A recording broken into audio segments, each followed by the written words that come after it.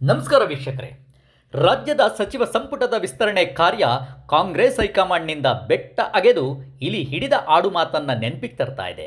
2 ತಿಂಗಳ ಕಸರತ್ತಿನ ನಂತರವೂ ಶಾಸಕರ ಬಂಡಾಯ, ರಾಜೀನಾಮೆ ಮುನ್ಸು ನಿಂತಿಲ್ಲ ಎಂದರೆ ದೆಹಲಿ ನಾಯಕರು ಮಾಡಿದ್ದಾದರೂ ಏನನ್ನು ಎಂದು ಕೇಳಬೇಕಾಗ್ತದೆ.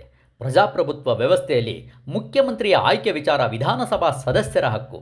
ಸಿದ್ದರಾಮಯ್ಯನವ್ರನ್ನ ಕೆಳಗೆ ಇಳಿಸಿ ಡಿ.ಕೆ. ಶಿವಕುಮಾರ್ ಅವರಿಗೆ ಪಟ್ಟಾಭಿಷೇಕ ಮಾಡಲು ಹೈಕಮಾಂಡ್ ಮಧ್ಯ ಪ್ರವೇಶ ಮಾಡೋದು ಅನಿವಾರ್ಯವಾಗಿತ್ತು ಎಂದು ಒಪ್ಪಿಕೊಳ್ಳೋಣ.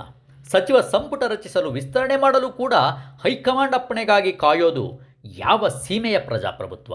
ಈ ಕಾಂಗ್ರೆಸ್ ಮುಖಂಡರೆಲ್ಲ ಸೇರಿ ರಾಜ್ಯದ ಜನತೆಗೆ, ಪ್ರಜಾಪ್ರಭುತ್ವ ವ್ಯವಸ್ಥೆಗೆ, ಜನರಿಂದ ಆಯ್ಕೆಯಾದ ಶಾಸಕರಿಗೆ ಅವಮಾನ ಮಾಡ್ತಾ ಇದ್ದಾರೆ.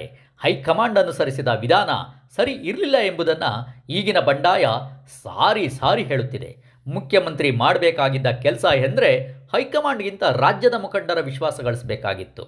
ರಾಜ್ಯದಲ್ಲಿ ಅನುಭವಿಗಳು ಎಷ್ಟೊಂದು ಜನರಿದ್ದಾರೆ. ಕೆಪಿಸಿಸಿ ಹಾಲಿ ಅಧ್ಯಕ್ಷ ಬಿ.ಕೆ. ಹರಿಪ್ರಸಾದ್, ಮಾಜಿ ಅಧ್ಯಕ್ಷ ಡಾಕ್ಟರ್ ಜಿ. ಪರಮೇಶ್ವರ್, ಮಾಜಿ ಮುಖ್ಯಮಂತ್ರಿ ಸಿದ್ದರಾಮಯ್ಯ, ಹಿರಿಯ ಸಚಿವರು, ಮಾಜಿ ಸಚಿವರು ಸೇರಿ ಈ ಸಂದರ್ಭದಲ್ಲಿ ಸಚಿವರಾಗಲು ಯಾರು ಸೂಕ್ತ ಎಂದು ನಿರ್ಧರಿಸಬೇಕಿತ್ತು. ಸಾಲದ್ದಕ್ಕೆ ರಾಷ್ಟ್ರೀಯ ಅಧ್ಯಕ್ಷ ಮಲ್ಲಿಕಾರ್ಜುನ ಖರ್ಗೆ ಕೂಡ ನಮ್ಮ ರಾಜ್ಯದವರೇ ಆಗಿದ್ದರು. ಮುಖಂಡರೆಲ್ಲ ಸ್ವಾರ್ಥ ಬಿಟ್ಟು ರಾಜ್ಯದ ಹಿತದೃಷ್ಟಿ, ಪಕ್ಷದ ದೃಷ್ಟಿಯಲ್ಲಿ ನೋಡಿದರೆ ಒಂದು ಉತ್ತಮ ಸಚಿವ ಸಂಪುಟ ರಚಿಸೋದು ದೊಡ್ಡ ವಿಷಯವೇನೂ ಆಗಿರಲಿಲ್ಲ. ನಾಯಕರೇ ಸ್ವಾರ್ಥಿಗಳಾದರೆ ಕಾಂಗ್ರೆಸ್ಸಿನ ದೊಡ್ಡ ಸಮಸ್ಯೆಯೇ ಇದು. ಸ್ವಾರ್ಥ ಬಿಟ್ಟು ಯೋಚಿಸ್ತಿಲ್ಲ. ಸಮಸ್ಯೆ ಬಿಗಡಾಯಿಸಲು ಸಿದ್ದರಾಮಯ್ಯನವರೇ ಮುಖ್ಯ ಕಾರಣ ಎಂದು ಹೇಳಲೇಬೇಕಾಗ್ತದೆ. ಡಿ.ಕೆ. ಶಿವಕುಮಾರ್ ಮುಖ್ಯಮಂತ್ರಿ ಆಗಿ ರಚಿಸಿದ ಮೊದಲ ಸಂಪುಟದಲ್ಲೇ ಹಿರಿಯರೊಂದಿಗೆ ಸಿದ್ದರಾಮಯ್ಯನವರ ಪುತ್ರ ಡಾಕ್ಟರ್ ಯತೀಂದ್ರ ಸೇರಬೇಕಿರಲಿಲ್ಲ. ಈ ರಾಜ್ಯದ ಜನತಾ ಪರಿವಾರ, ಕಾಂಗ್ರೆಸ್ ಪಕ್ಷ ತನಗೆ ಏನೆಲ್ಲ ಕೊಟ್ಟಿದೆ ಎಂದು ಅವರು ಯೋಚಿಸಿದ್ರೆ ಹೈಕಮಾಂಡ್ ಹೇಳಿದ್ದರೂ ಯತೀಂದ್ರ ಸಚಿವ ಆಗೋದನ್ನು ತಡೆಯುತ್ತಿದ್ದರು. 1983ರಿಂದ ಸಿದ್ದರಾಮಯ್ಯನವರು ಎಷ್ಟೊಂದು ಅಧಿಕಾರ ಅನುಭವಿಸಿದ್ದಾರೆ. ಕನ್ನಡ ಕಾವಲು ಆರಂಭ ಸಮಿತಿಯ ಅಧ್ಯಕ್ಷ ಪದವಿಯಿಂದ ಹಿಡಿದು ಪಶುಸಂಗೋಪನೆ ಖಾತೆ 2 ಬಾರಿ ಉಪಮುಖ್ಯಮಂತ್ರಿಯಾಗಿ, ಹಣಕಾಸು ಖಾತೆ ಸಚಿವರಾಗಿ, ವಿಧಾನಸಭೆಯಲ್ಲಿ ವಿರೋಧ ಪಕ್ಷದ ನಾಯಕನಾಗಿ ದಾಖಲೆಯ ಅವಧಿಗೆ ಮುಖ್ಯಮಂತ್ರಿ ಆಗಿದ್ದು ತಮಗೆ, ತಮ್ಮ ಕುಟುಂಬಕ್ಕೆ ಸಾಕೆನಿಸಲಿಲ್ಲ ಎಂದರೆ ಯಾರಿಗೆ ಏನು ಹೇಳುವುದು? ಸಿದ್ದರಾಮಯ್ಯನವರಿಗೆ ರಾಜ್ಯ ಮಾತ್ರವಲ್ಲದೆ ದೇಶದ ಜನತೆ ಎಂತಹ ಎತ್ತರದ ಸ್ಥಾನ ನೀಡಿದರು. ಅಹಿಂದ ಸಮಾವೇಶಗಳು ಯಶಸ್ವಿ ಆದಾಗ ಇಡೀ ದೇಶದ ಹಿಂದುಳಿದ ವರ್ಗಗಳ ಸಮುದಾಯಗಳು ಸಿದ್ದರಾಮಯ್ಯನವ್ರನ್ನ ತಮ್ಮ ಭವಿಷ್ಯದ ನಾಯಕನೆಂದು ಭಾವಿಸಿದರು. ಮೊದಲ ಅವಧಿಯಲ್ಲಿ ಸಿದ್ದರಾಮಯ್ಯನವರೇನೋ ಒಳ್ಳೆಯ ಹೆಸರನ್ನು ಸಂಪಾದಿಸಿದರು. ಆದರೆ 2ನೇ ಅವಧಿಯಲ್ಲಿ ಅವರು ಜನನಾಯಕನ ಸ್ಥಾನ ಹೋಗಲಿ ಅಹಿಂದ ನಾಯಕನ ಸ್ಥಾನದಿಂದ ಕೆಳಗಿಳಿದು ಕುಟುಂಬಕ್ಕೆ ಆದ್ಯತೆ ನೀಡಿ ತನ್ನ ವ್ಯಕ್ತಿತ್ವವನ್ನು ಕುಬ್ಜಗೊಳಿಸಿಕೊಂಡಿದ್ದಾರೆ. ಇವರು ಇತರ ರಾಜಕಾರಣಿಗಳಿಗಿಂತ ಭಿನ್ನರಲ್ಲ ಎಂದು ತಮಗೆ ತಾವೇ ಹೇಳ್ಕೊಂಡಿದ್ದಾರೆ. ರಾಜ್ಯ ಸಚಿವ ಸಂಪುಟದ ಗೊಂದಲ ತಿಳಿಯಾಗಬೇಕಿದ್ದರೆ ಸಿದ್ದರಾಮಯ್ಯನವರು ದೊಡ್ಡತನ ಪ್ರದರ್ಶಿಸಬೇಕು.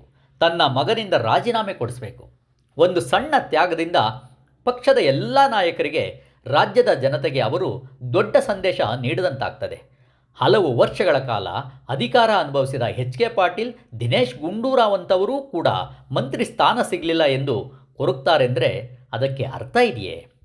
ನಮ್ಮ ದೇಶದ ಸ್ವಾತಂತ್ರ್ಯಕ್ಕಾಗಿ ಮನೆ ಮಠ ಮಾತ್ರವಲ್ಲದೆ ಪ್ರಾಣವನ್ನು ಕಳೆದುಕೊಂಡ ಕುಟುಂಬಗಳ ತ್ಯಾಗ ಇವರ ಮನಸ್ಸಿಗೆ ಬರಲಿಲ್ವೇ? ಹಾಗೆ ನೋಡಿದ್ರೆ ಕೆಪಿಸಿಸಿ ಅಧ್ಯಕ್ಷ ಬಿ.ಕೆ. ಹರಿಪ್ರಸಾದ್ ಬಹಳ ದೊಡ್ಡ ಮನುಷ್ಯನೆಂದು ಹೇಳಬೇಕಾಗ್ತದೆ. ಪಕ್ಷಕ್ಕೆ ಹಲವು ವರ್ಷಗಳ ಕಾಲ ಅವರು ದುಡಿದಿದ್ದರೂ ಮಂತ್ರಿ ಸ್ಥಾನಕ್ಕಾಗಿ ಎಂದೂ ಗೋಳಾಡಿದವರಲ್ಲ. ಅವರ ಇಳಿ ವಯಸ್ಸಿನಲ್ಲಿ ಕೆಪಿಸಿಸಿ ಅಧ್ಯಕ್ಷ ಸ್ಥಾನ ತಾನಾಗಿಯೇ ಹುಡುಕೊಂಡು ಬಂತು.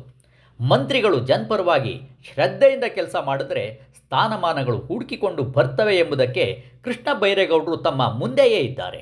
ಅವರನ್ನು ಮಂತ್ರಿ ಸ್ಥಾನದಿಂದ ತೆಗಿಬೇಕೆಂದು ಯಾರಿಗಾದರೂ ಭಯ ಬರ್ತದೆಯೇ?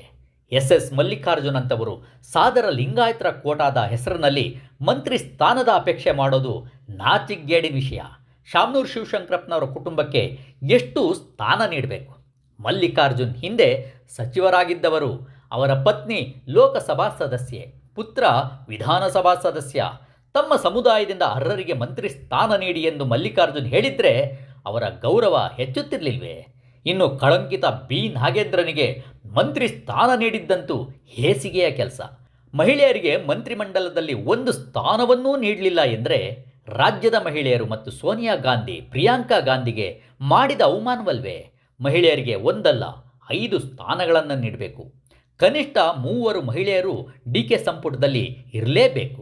ಕಾಂಗ್ರೆಸ್ ನಾಯಕರು ಬುದ್ಧಿ ಕಲಿದಿದ್ದರೆ 2028ರ ಚುನಾವಣೆಯಲ್ಲಿ ರಾಜ್ಯದ ಜನತೆ ಖಂಡಿತ ಬುದ್ಧಿ ಕಲಿಸ್ತಾರೆ. ವಿಶ್ವಪಥ ಟಿವಿಯಿಂದ ನಿಮ್ಮ ಪ್ರೀತಿಯ ಬಾಲರಾಜ್. ವಿಶ್ವಪಥ ಟಿವಿಯನ್ನು ಸಬ್ಸ್ಕ್ರೈಬ್ ಮಾಡಿ, ಶೇರ್ ಮಾಡಿ, ಲೈಕ್ ಮಾಡಿ.